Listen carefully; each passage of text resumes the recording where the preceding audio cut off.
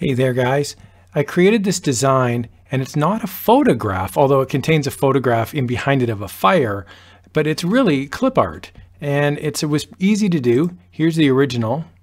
It's just a black silhouette of a design and I got this, it's free, it's public domain, and I really like using, and I also just use dark wood there in the background. So this is really the original design is right there. And it was easy to do. And so I'm a big fan of using illustrations and clip art and modifying it to make artwork out of it. So I'm going to show you two resources that I use regularly and I really like. They're free, they're easy, it's public domain. And yeah, I hope you're going to like this one.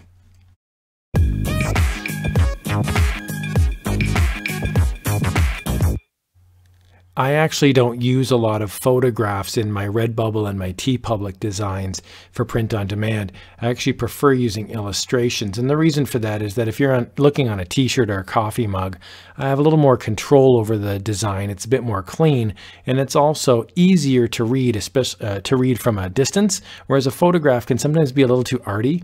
So I'm using a website here that I really like. It's called SVG SILH. And if you're wondering what SVG stands for, it stands for Scalable Vector Graphic. So this is like it's like a picture, but it's not a picture. It's like a mathematical formula and it can go and scale as large as you want. And it's really because it's a mathematical formula of how the nodes all interact with each other. Anyway, enough nerding out about math. This is basically a really clean picture that you can use. So there's a bunch of different things you can do on this page. What I really like, first of all, is that it says all the contents are released under the Creative Commons CC0, more technically. And if you're wondering what CC0 means, you can just Google it. But on the Creative Commons website, CC0 means it's public domain. And what that means is there's no copyright. The person who created it has pushed it into the public domain, and that means you can copy, modify, or distribute the work even for commercial purposes. Now, again, I can't guarantee that every single CC0 thing you ever see in the world is going to be, legitimate, but this is I've never run into a problem with this website, and it certainly is a pretty cool site for myself. So I'm just going to download, say, this tree, for example. And when I get to the tree, I have a couple different options. I can download the SVG file, which again, that would be a scalable vector graphic. So if you're using Inkscape, for example, or say Adobe Illustrator, you could open up the SVG file. If you're going to just want a picture, then you would download the PNG file, and you've got two different pixel, sort of like the higher the pixel count, the more, it's like a thread count on bed, right? Like a higher pixel count is a higher quality image. It'll scale up bigger. So I always pick the biggest one. And then from there, you can just download it and you can use it. So you can also just, instead of clicking on the design, you can see underneath it, there's a SVG and a PNG link as well. So I really like silhouettes. If you're ever wondering about how to grab silhouettes, this is a great website for that. So it's called SVG SILH. Another thing I like about this site is when you scroll down, you can see different categories. It's not the greatest looking website in the world, but it certainly does the trick. So I'm just going to click on one of these at random. Here's 591 dog images. So I'm going to click on that. So this gets me to these dog images. Now here's another really cool thing that I like. It actually says public domain on all of them, which is great. But see at the top, there's this color band. And what I really like about the color band is that if you click on any of the colors, it'll actually give you that design in that color. So I'll click on like orange, for example, and that will show all of these as orange, or blue. I'll click number 6, which is blue. You can see now it makes everything blue. So let's say I wanted this dog face, but I want the dog face in green. So I'll click number 8. And then when I click this dog face, it's now green.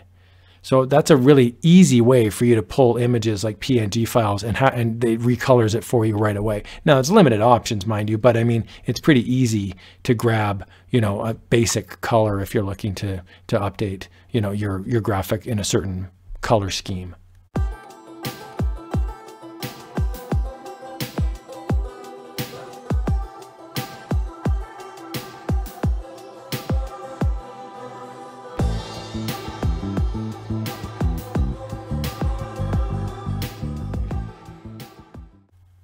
So the next website I wanted to show you is called openclipart.org. And I know sometimes clip art gets a dirty reputation. They go, oh, clip art, that's so amateurish.